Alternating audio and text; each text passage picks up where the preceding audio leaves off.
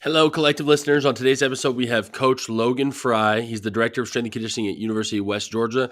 I got connected to Coach Frey, obviously, through Patrick, the former intern here and now GA at University of West Georgia, former podcast guest as well. Coach Frey has a really interesting background, right, where he has gone across all levels: Division III, Division II, Division I. Now transitioning into Division I for his school as well. So a really unique perspective on strength and conditioning, especially across those levels that we just mentioned.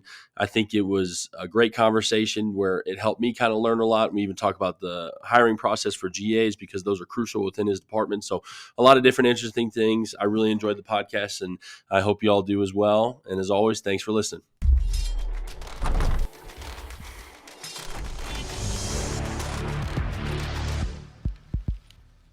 What's going on, collective listeners? On today's episode, we have a mentor of a previous guest that we've had on before. Everybody knows Patrick Brooks. I talk about him endlessly, but he is now currently working for Coach Logan Frey, the director of strength and conditioning at West Georgia. Thank you so much for coming on. Yeah, man, excited to be on, man. I'm excited about it. Thank you so much. Absolutely. Well, I got to ask this quick. How's Pat doing? Is he doing good for you? Yeah, man, he's killing it. He's a rock star. He does such a good job with his sports, and he does such a good job on a personal level with the football guys, and really has stepped up in a big way, and he's progressing more and more. Always eager to learn, and really does a good job on getting the best out of his athletes, and then assisting with football. He does a great job. Awesome, man. I'm very happy to hear that. That's my guy right there. So, Absolutely, man. He kills it. if he's in the office, you can just blink twice, and then Okay. you can tell me how you really feel later. Well, Absolutely. thank you again for coming on. I'm really looking forward to it. Could you kind of just give us, background of your career in strength and conditioning, athletics, and then what brought you Yeah. to West Georgia? Yeah, absolutely. So a little bit of background on me. I played college football at Mary Hardin Baylor. It's a Division III school in the Central Texas area. It's about 45 minutes away from Austin. So played there. Played football in high school, obviously. So always was big in football, strength and conditioning. Was into lifting weights at a pretty young age. And honestly, it was something that from a young age I knew what I wanted to do. Didn't necessarily know that it was going to be in college athletics, but kind of closer and closer I got to graduating high school, I kind of knew that I really wanted to do that. So whenever I was done playing football, I got really into Olympic lifting. There was a gym that was I think like 2 minutes from our campus. And the guy that owned it, had been to the Olympics twice for weightlifting, which is like a huge deal, especially if you're American, going to the Olympics twice. So really taught me myself some really good foundation. I had done Olympic lifts before in the past, but he just was a lot more detailed, and just kind of with the Olympic lifting coaches, they're a little bit more like nerdy and just super super technical. So really got me a huge foundation on myself, which I use also for my athletes. So that really got me into it. Kind of when I was finishing up school. Um, and then right after that, I actually competed in Olympic lifting for a bit. So that really got me, really got just that time under the bar myself, even being in it after I had done it, playing football, but just doing it at a competitive level is just something different. So after I graduated, I came straight out actually to West Georgia and took a GA job, which was a great experience. I got super spoiled because the first year ever, being a graduate assistant, we went to the semifinals.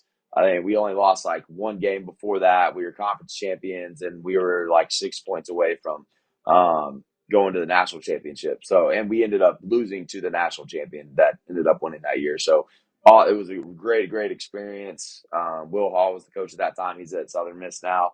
So that was a great experience. So I was here GAing for 2 years. Then right after that, I took a paid internship at Texas A&M. It was Kevin Sumlin's last year there.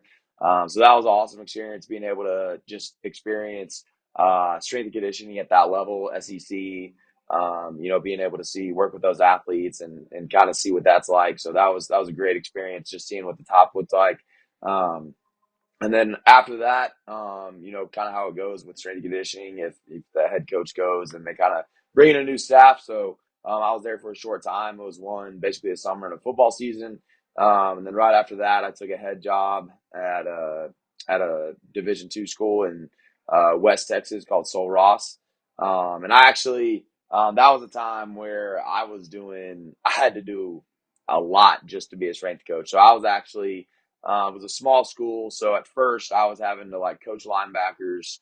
I was the director of strength and conditioning, and then I also had to teach. So I had like a ton on my plate, and it was only me too. I had me, and then like maybe a couple, kind of part-time interns.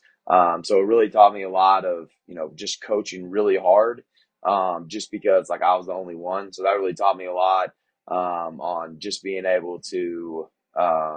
I think a lot of people kind of struggle with coaching all the time on the floor. Not necessarily overcoaching, but some people can kind of get in the bad habit of kind of standing around a little bit. So that really taught me like 90% of movement in the weight room can be corrected. So if you're not coaching, you're definitely missing stuff.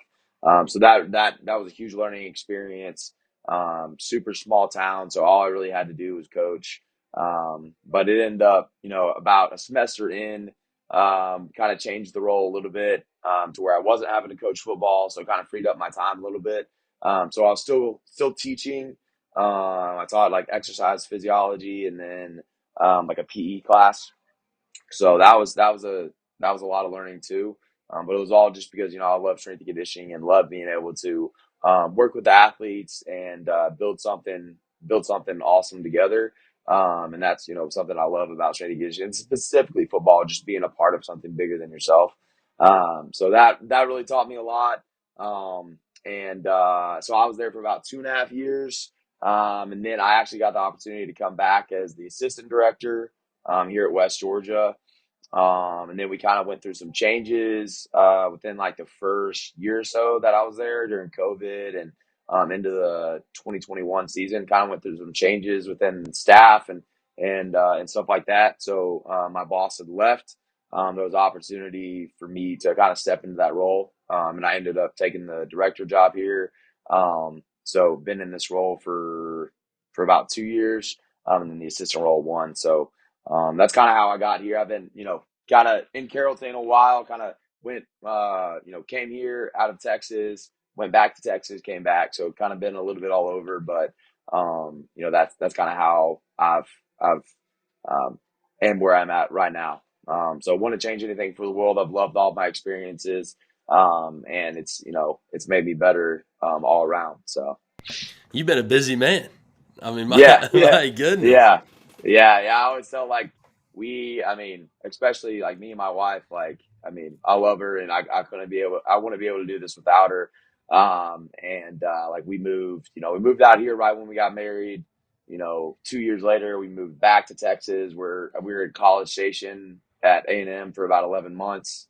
Then moved out to West Texas, like near El Paso, and then moved back. So we were on the move quite a bit. Yeah, I mean, but I mean, ultimately, what I talk to people a lot about is if you can be in those situations where, I mean, to yours, it's an even further extent, right? Where you've got Right, all the teams, and then you're coaching, and then you're also teaching. If you have all these three things going on, right, but then you can still manage it and understand how to control the weight room, how to be the right, coach that you want to be.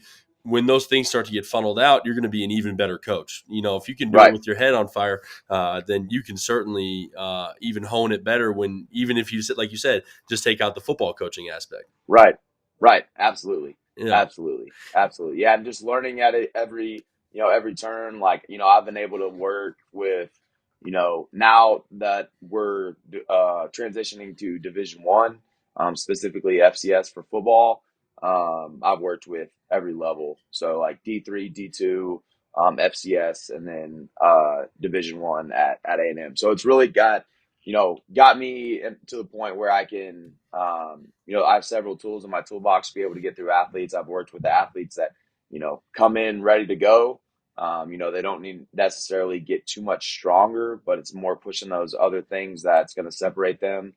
as far as longevity, speed, being able to clean up their movement patterns, to a guy that, played, 3 to 4 sports at a small high school and didn't really ever have an off season and, can barely lift. So kind of seen it all over. But I think the more diverse, tools you have in your toolbox as a coach, the better coach you can be.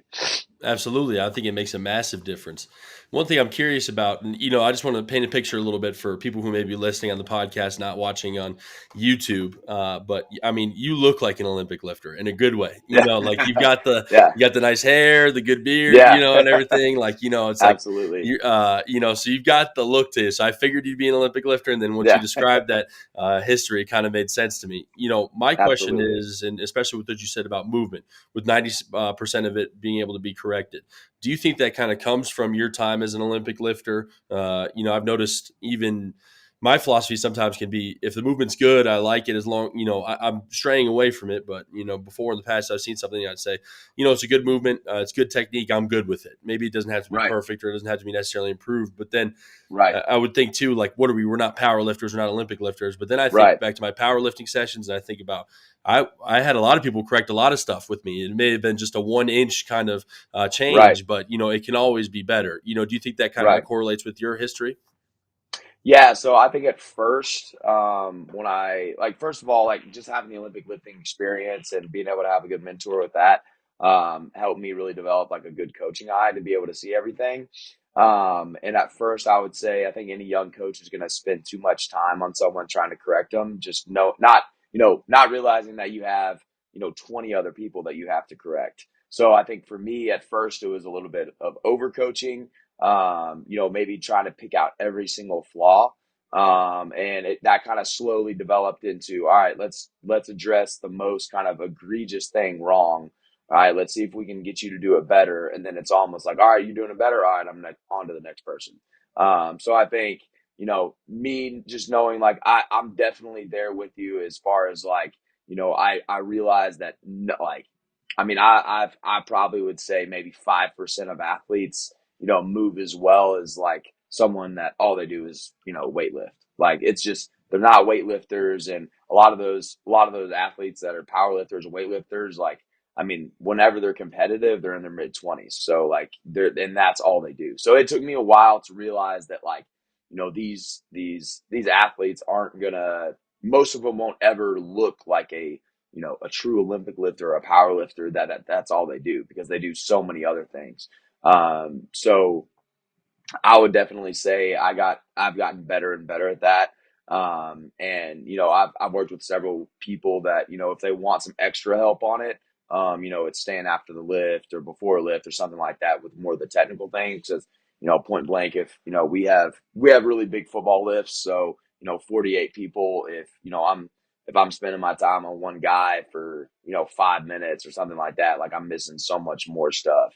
And I think just realizing kind of how you said, like, there's only going to be a certain amount of technical proficiency that some people can adequately get to, within a 4 year span. And I would even say it's way less than that now, especially with just the transfer portal and things like that. And that's even changed a lot of things that we do is, hey, if we have a guy, I mean, we've had guys that have come in fall camp, started for us, and then the next semester they're gone. So it's like we've got to simplify things, make sure that we can still train, and train the outputs and movement patterns that we want to train, but also know that if we spend all this time doing technical work, we're not necessarily going to be able to prepare them for what they're going to face on game day in practice.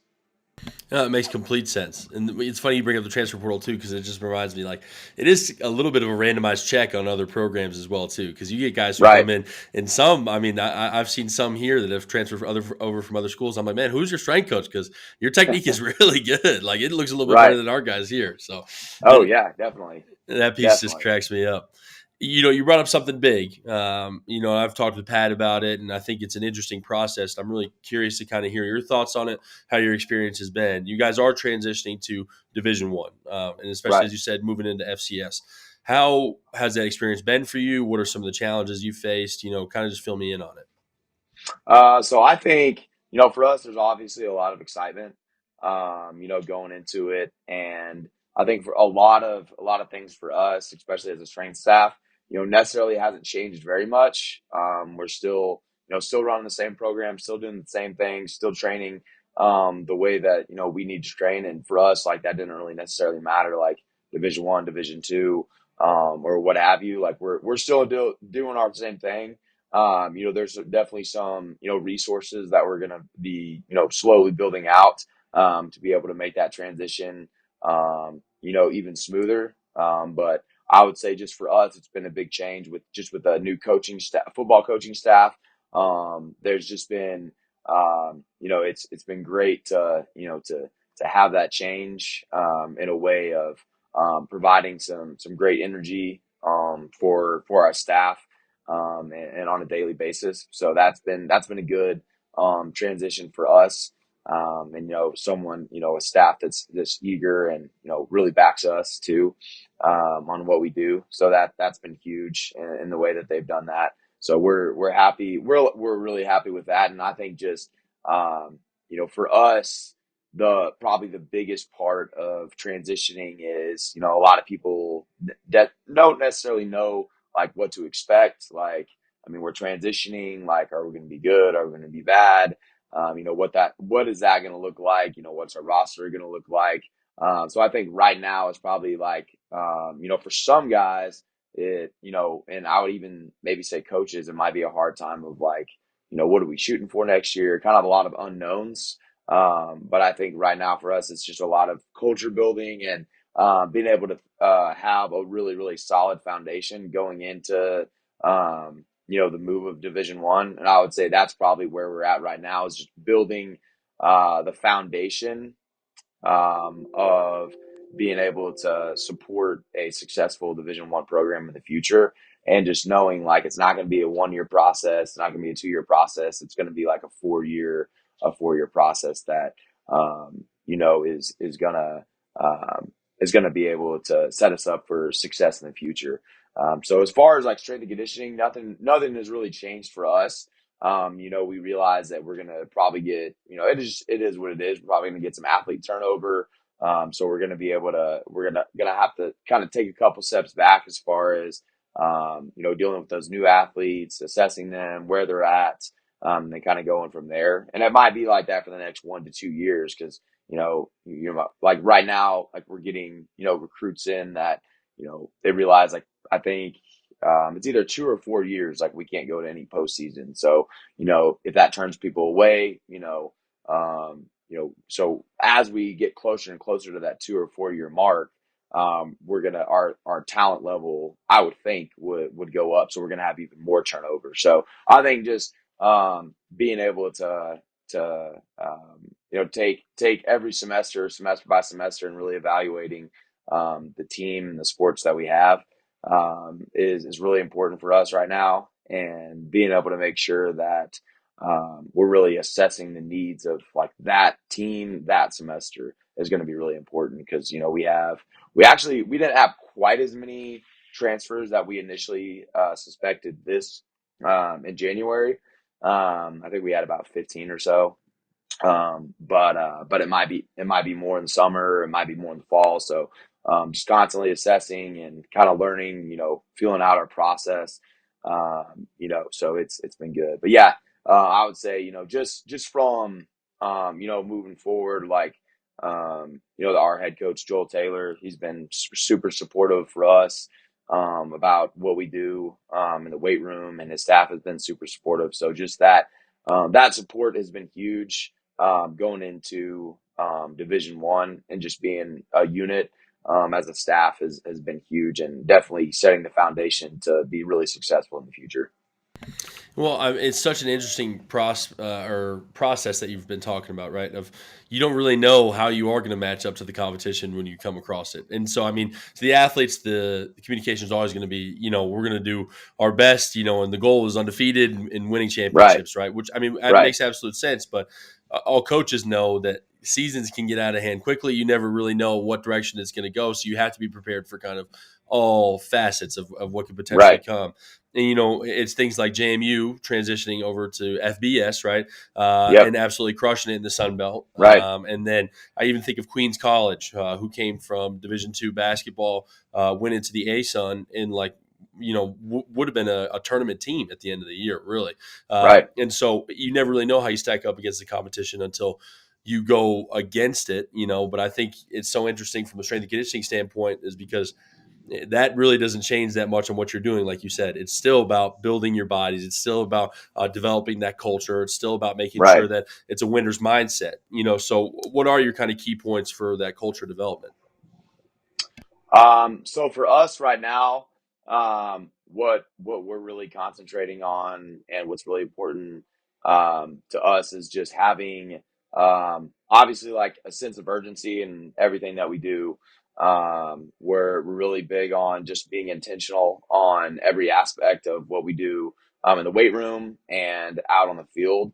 And then I would say the most important thing that we're really concentrating on is really feeding into the guys that are doing it well and then encouraging them to bring others with them.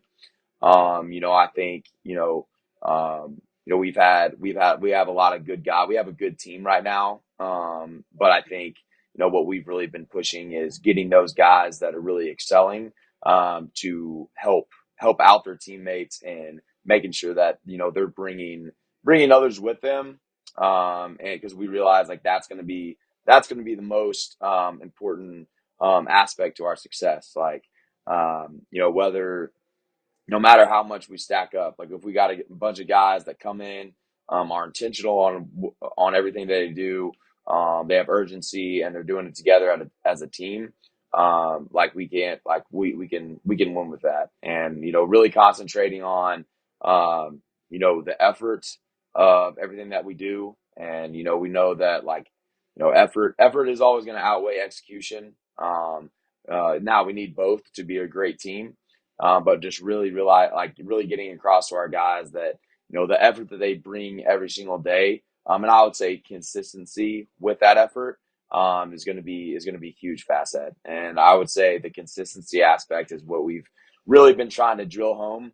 The guys have been doing a great job, and like I said, we have tremendous support from the head coach Joe Taylor, and just really making sure that guys are doing the right thing on a consistent basis. Like we grade our team every single day, share it with the coaches, have conversations almost after every week, about how the week went, and just grading them as far as our standards go, and just really concentrating on a huge level of accountability, and having that accountability on a consistent basis.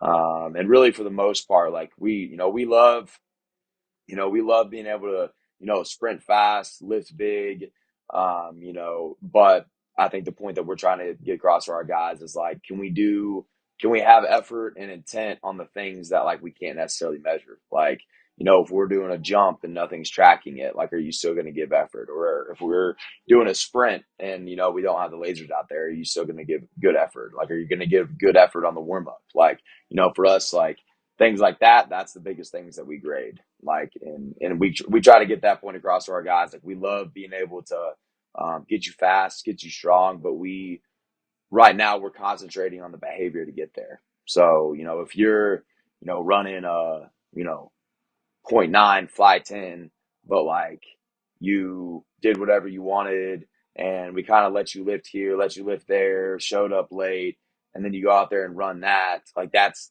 not as good as running the same exact time but doing everything perfectly, bringing others with you, doing it with consistency, because that's going to be able to make us a better team, because the guys that can just run, lift heavy, and don't have necessarily maybe the character and habits to back it up, I mean, that's the number of those cases is far. It's a lot of guys are just talented, but what we want to do is chase kind of the characteristics of someone that's fast, someone that's strong. Like, we want to go about it the right way and kind of the point that we get across is like we care a lot more about how you get there than what you eventually get to. And for us, like that's going to be the difference maker. And kind of the point that we get across is like people are going to remember you as a player, of how you did things far far longer than some record or some data point that we put into the computer. Like that's really what's going to make someone remember you and make an impact. So that's kind of where we're getting our team to.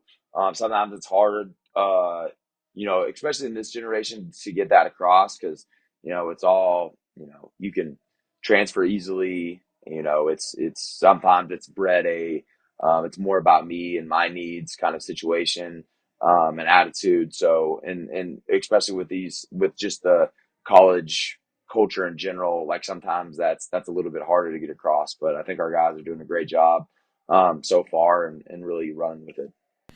Well, what's interesting is I think you brought in that accountability piece, and I think that goes hand in hand with your guys bringing other guys with them, right? And Right. it just makes me think of, exactly what you mentioned earlier, where you're talking about spending 5 minutes with one player is essentially kind of limiting what you can do with the rest of the players. So it's not Right. necessarily what you can do. But then I think about this morning, we had a lift with our red shirts and walk-ons, right? And there's a senior walk-on who actually just got put on scholarship, so I shouldn't call him a walk-on anymore. But Yeah. he does a fantastic job. And we joke, I call him the assistant strength coach because Yeah. I can spend 5 minutes now with somebody, especially one of our red shirts, focusing on technique, something we really need to hammer down. And then I try not to have my back to the rest of the group, right? But then if I do look back, I can see that he's also lifting with them, holding them accountable, making sure that they know technique points, coaching them up on certain things. So it makes your job easier, but it also makes me think about the fact that the players are much more likely to listen if it comes from another player. You can have the best Right. relationship possible with a player, but at the end of the day, if it comes from somebody who's their peer, it's going to be so much more effective, and they're going to listen to it so Oh, much more. 100%. Yeah, it makes a massive difference. 100%. 100%. I think, and that's what we really get across is, there's only, I mean, I have myself, assistant, and two GAs in every lift group, and there's 50 guys in it. Like we only can do so much. And actually, I think they talk about it in the book, Atomic Habits, but they talk about one of the most powerful ways to have good habits is when it's a social norm. So if it's just like socially acceptable to give good intent, have purpose in what everything that you do, give good effort all the time, have consistency. When you're not fitting in, that's going to be way more powerful. Or when it's just part of what everyone does, it's just way easier to do it. When the behavior is just that's the standard, it's so much easier for a guy that's transferring in to just come in and roll with it. And that's kind of where we're really trying to get is like if we can get to that point, and then we can just make sure that the standards being kept, not necessarily getting to a point where it's like, all right, we're good. Like the culture's good. Everyone just holds each other accountable. We don't have to do anything anymore. That's not the case. But we want to get to the point where it's like not us so much, but it's us just making sure things are in line. But it's really the players that are able to maybe not necessarily enforce it, but be able to do it in an environment that makes it easy for them to excel. That's why I Because that's love. Go ahead. Go I would ahead. say that, and that's really our goal. It's like we want to create, we want to create an environment for them to succeed. So it's not necessarily we want to create a controlled, you know, environment where we have every say in everything, but we want to give them the environment in which this team can succeed. And I think that's where kind of the starting point is making sure that, we can set it up for them in the future of, hey, we want to get to the point where it's easy to come in here and give intent, purpose, and consistency in everything we do. Well, I mean that makes complete sense as well because the coaches can't be out on the field, right? And Right, so right, when you'd want to make sure the wheels don't fall off when there's not that structure of exactly what they should be doing every day. right. Exactly, Yeah. exactly, I love that exactly. April timeframe, for basketball specifically, because that's where it ends up. People do end up transferring out if they're not, bought in on the program or seniors graduate. And so you end up with like 6 or 7 people on the team. And then you can Right, really spend that time emphasizing your culture points and exactly what you want to see. And then what I bring right, up every week is we're doing this so that when everybody else comes in July or June, whenever we start back up, they know when they immediately have to get with the program is that they, when they first come in here too, they're also especially going to want to fit in. And so they're going to Right. do exactly what everybody else is doing. So if we have poor quality lifts, if we have, poor habits outside of the weight room and those kind of intangible areas, if we could set that up where our core group has that and then everybody else follows, it makes a massive difference. So I love that cultural Absolutely. piece that you guys are focusing on. You know, Absolutely. one thing I'm curious about too is you're not just the director of football. You're the director of all strength and conditioning. So Right. Olympic strength and conditioning as well. I've seen this set up before. I interned at UPenn under Coach Steele, and he did a fantastic job. How do you kind of manage having both sides of the strength and conditioning spectrum? So we're really fortunate enough to be able to have a great setup here. So I'm the director. I work with football and then baseball. I have an assistant that works with both basketballs and then football. And then I have 3 graduate assistants, and we only have 14 sports. So it really only comes out to, everyone working with about 2 sports and then football. Where for me, it's being the director of football and then working with the second biggest sport in baseball. And really, for the most part, like I have a great assistant, great GAs that do a tremendous job for us, and in making sure that their sports are taken care of. It definitely makes it easy. Um, so we have tremendous support and great coaches on that facet. I will say the probably the most challenging part is just managing the relationships with other sport coaches and scheduling, and making sure everyone's taken care of and kind of balancing all that, and just finding like a good schedule for everyone to make sure that because everyone, like, if that sport coach, that's their team, like they want to do everything in their power to make sure that their team is taken care of, and they want it done to the utmost importance to be able to make sure they're taken care of. And I think just making sure that all the sports are taken care of, but then at the same time knowing that, like, we do share the space, we do have limited staff. We can't, as much as we'd like to be in 2 places at once, we can't be. So I think just making sure that we have a good working relationship with all the coaches, and making sure that they're taken care of, is probably the most challenging. Not in that it's necessarily hard, but it's just necessarily managing it. And especially like some coaches that I may not see too often. Just making sure that, like, they're taken care of, especially, and I would just say communicated with too.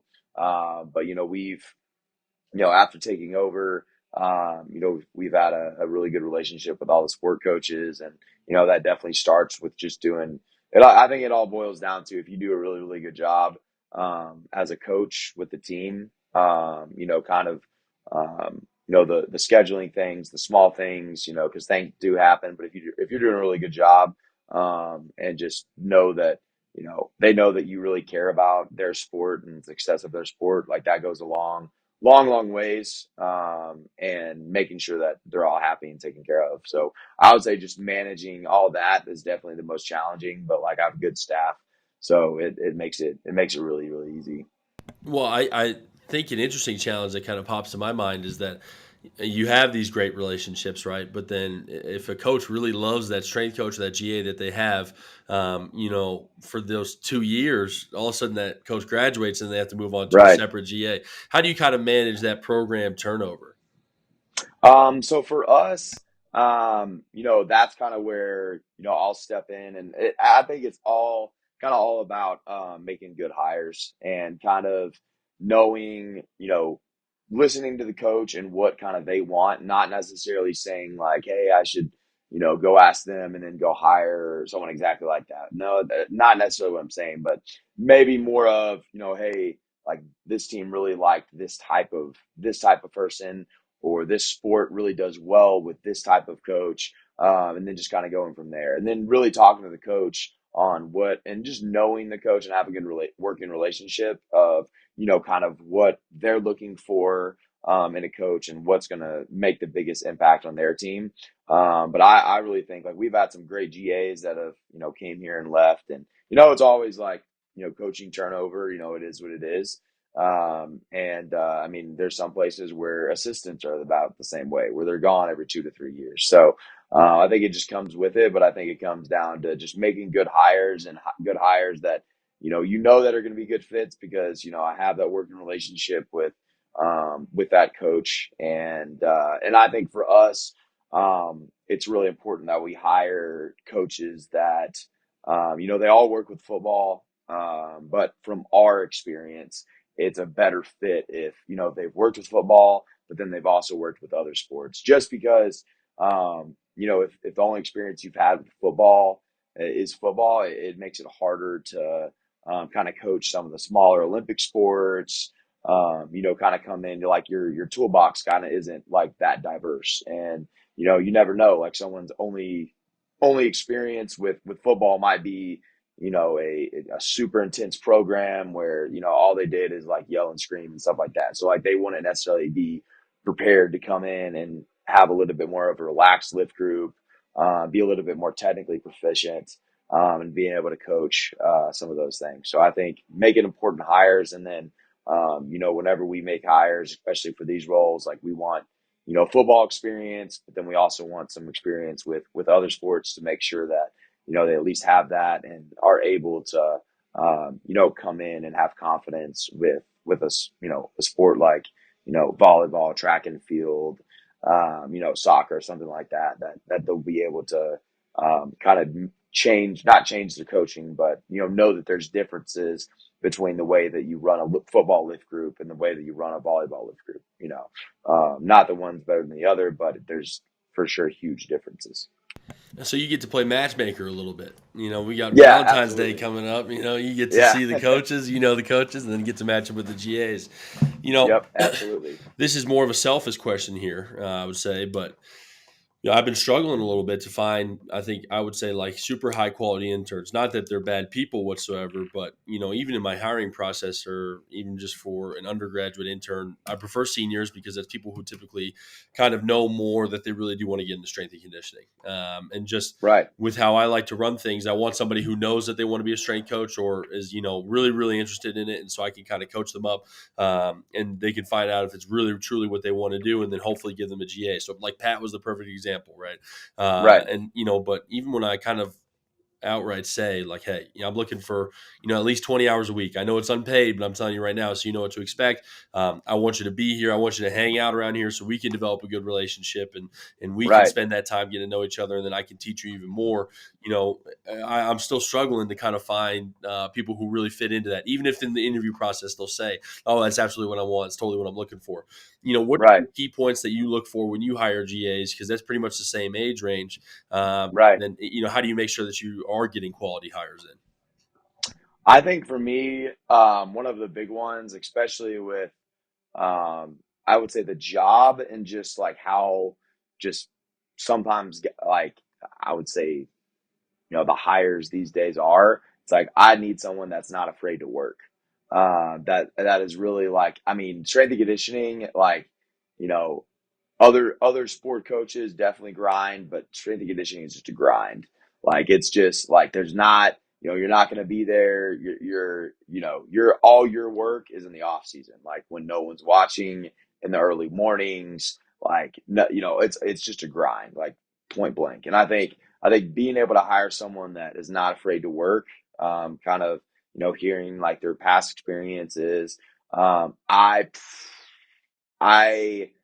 I mean, it's not totally off limits, but like if all the experience that they've had is like private sector, sometimes that can be a turnoff just because private sector and college strength and conditioning is way different. Even from the people I would say that excel in it. I think the guy that excels in, college strength and conditioning and the guy that excels in, the private sector, a lot of times they're different people. Not necessarily that one's better than the other, but college sports, you have super busy seasons. It's a lot of structure. You kind of have that discipline accountability aspect. People aren't paying you directly for their work. Like some people don't want to be there, so definitely just people that are, not afraid to work. And I would say, for me, it's all about just being able to have having someone that can have a conversation is just so huge. Like I like all every good hire that I've made is someone that could easily, have a conversation with, just, not even like a maybe a formal interview. Like I really like you know, just hearing someone, hey man, tell me about yourself, tell me why you want to be strength coach and all that. And if they can answer that like with, I can tell they're like, you can tell when someone's passionate and someone's kind of like, I don't know. And then I think you can tell if they're in it for the right reasons, or if they're kind of like, it looks cool, or, I really want to work with big time athletes and things of that nature. But I would say just someone that can work, someone that can have, a good conversation. And I would even say, someone that's just wanting to learn.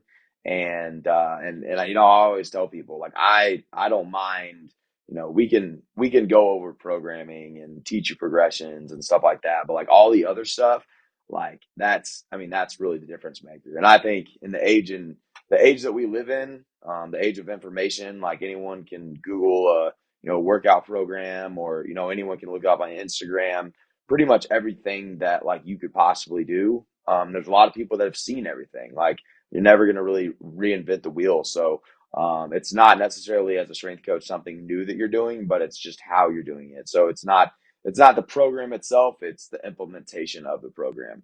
And I think that's like, especially I think as the years go on and on, that is the difference maker, is like not what the coach is necessarily has on paper, but rather the implementation of it, and how much you're able to get them to buy in, and how much intent and effort goes into the program, rather than just having some super complicated, intricate program that maybe they're doing at 75% effort, because you put too much concentrate on that rather than the execution of it.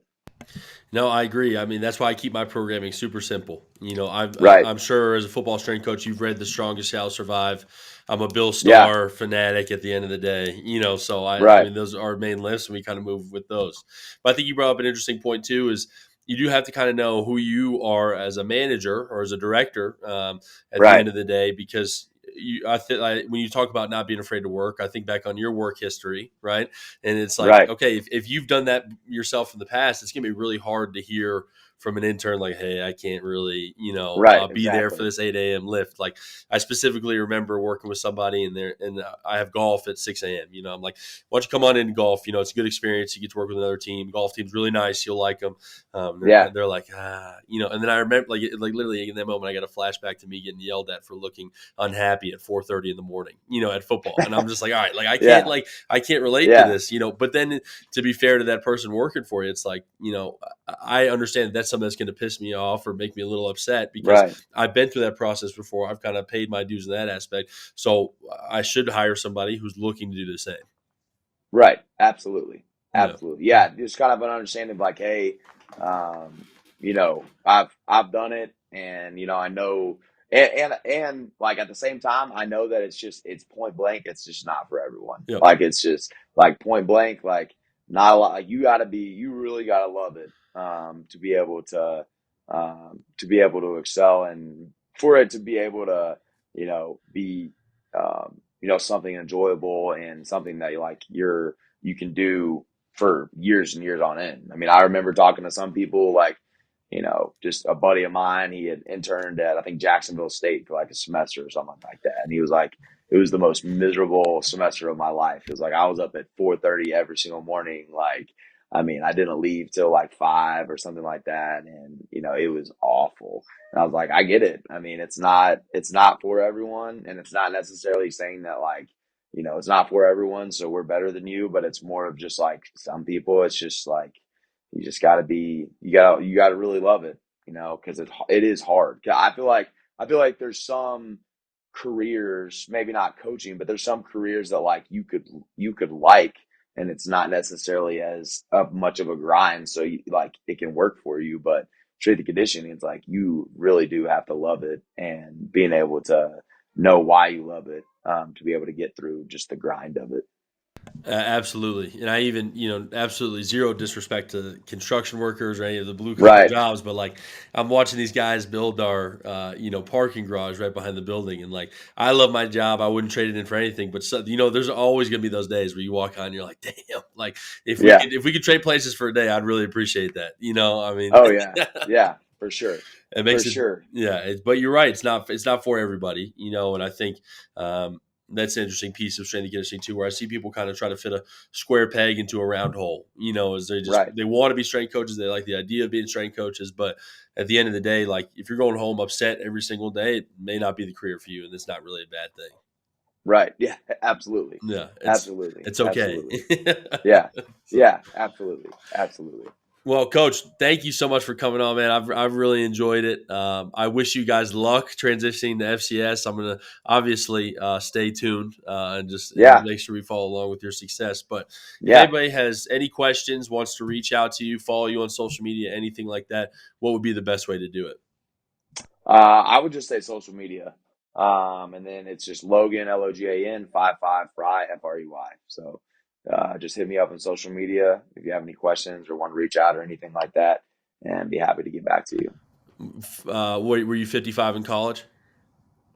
Actually in high school. In high school? Yeah, I think I made it in high school. Yeah. So yeah, that's how old it is. There you Yeah. go. Yeah. Yep, Yeah. that's exactly our guys the other day were asking because I have my strength coach Connor Instagram, then I have my Yeah. Connor Agnew Instagram, and they were like, Yeah. "Oh, so you got a Finsta?" I was like, "No, I just like I've had that since high school. Like I'm not allowing you Right. guys to follow that one.